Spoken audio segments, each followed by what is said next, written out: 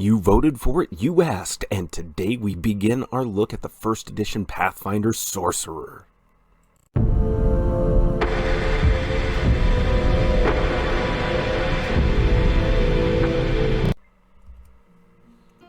Hello everyone, and welcome back down here to the Gamer's Den with me, your host, Jordan, your Master of Lore and Storyteller Extraordinaire. And as I said, we are starting our look at the first edition Pathfinder Sorcerer. After you all cast your votes in the poll, this is what came out ahead. As I'd mentioned in a community post, I had started work initially on the Inquisitor, but I don't mind switching things up, and it just means that after we complete this guide, we know exactly what we're gonna go over to next. But now let's start talking about the Sorcerer and how they give magic a bit of personality.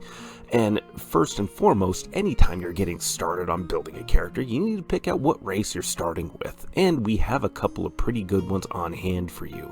Starting off, we have the Halflings. They gain a +2 to their dex and charisma, and they take a -2 penalty to their strength, which isn't a big deal for us at all.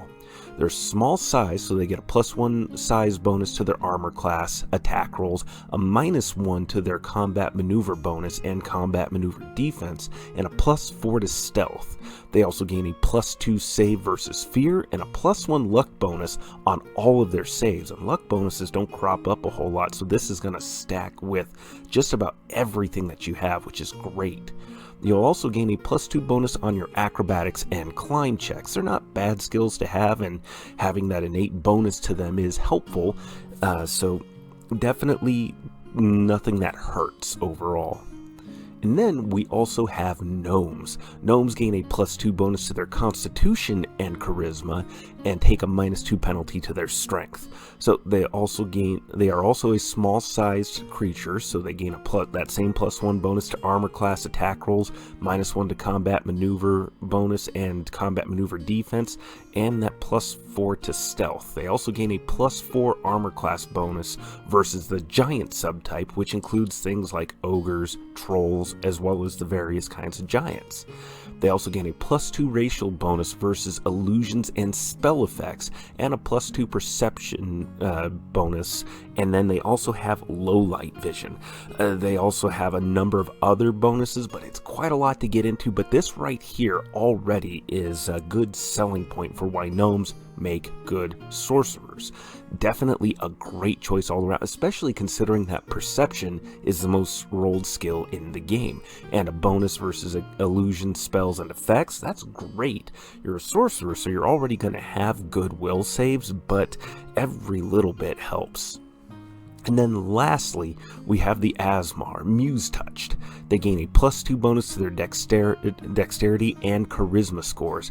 They also have acid, cold, and electricity resistance of 5, dark vision out to 60 feet, and a +2 racial bonus on diplomacy and perform, and they gain glitter dust as a spell-like ability.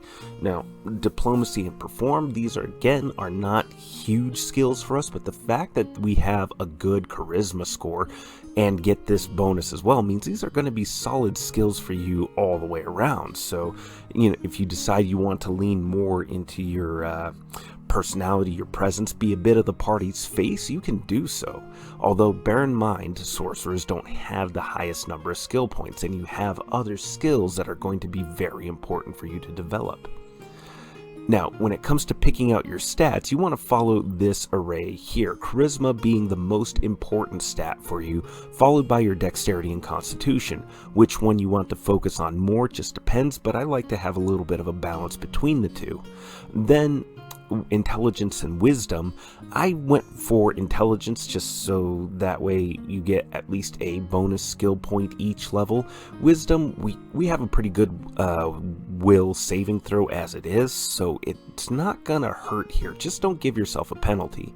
Your only real dump stat though is going to be your strength. Strength you don't need to worry about in the slightest.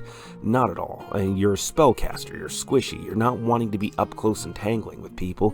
You're going to be hanging back and throwing out all the magical firepower you can.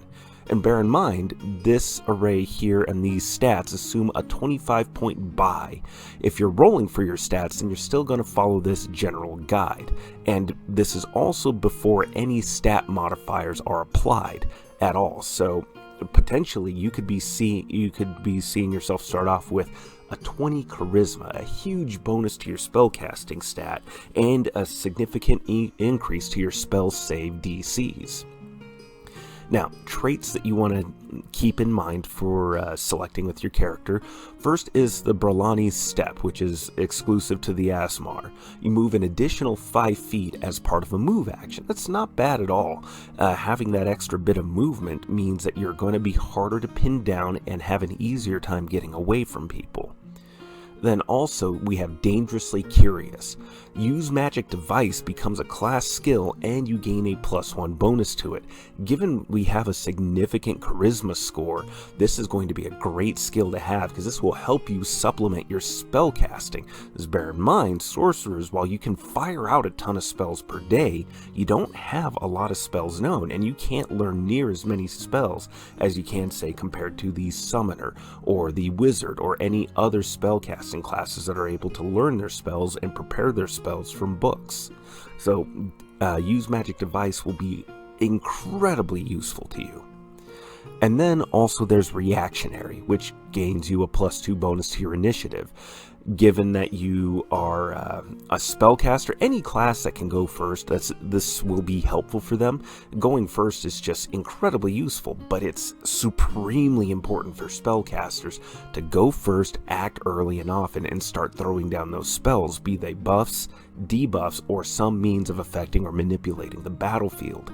So definitely an incredibly important one, although I would say overall, I would take Dangerously Curious to use Magic Device as a class skill and gain that +1 bonus to it. Because even with just the +1 bonus and, say, a charisma score of 20, that's a +6 bonus right off the bat to your Use Magic Device. You throw down 1 skill point into it, then you're up to another 4 right there, so for a total of a +10 to Use Magic Device right off the bat. And that's massive. That's huge. That's incredible, because remember, once it becomes a class skill, you put a skill point into it, you get that +3 miscellaneous modifier kicking in on the skill. So definitely a great combination for you to have. You'll be able to activate and utilize so many spells and become a very versatile spellcaster.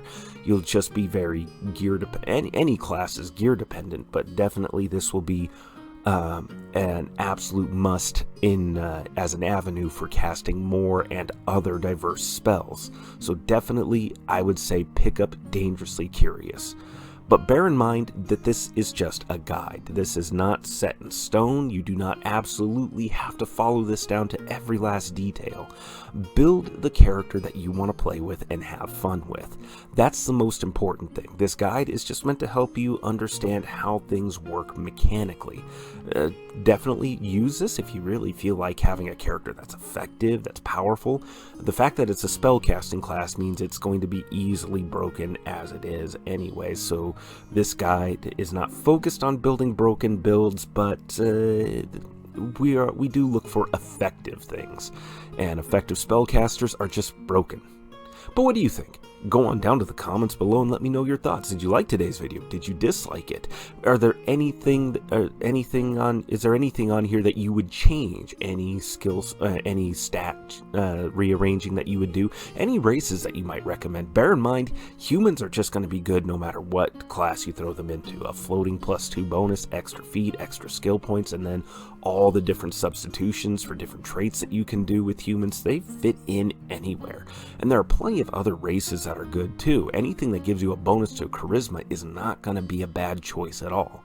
So let me know your thoughts in the comments down below, and remember, if you're new here to the channel, go on down there to hit the subscribe button and become a regular member. Hit those like or dislike buttons, and I'll see you guys on the next episode. Thank you so very much for your time, and you all have yourselves a good night.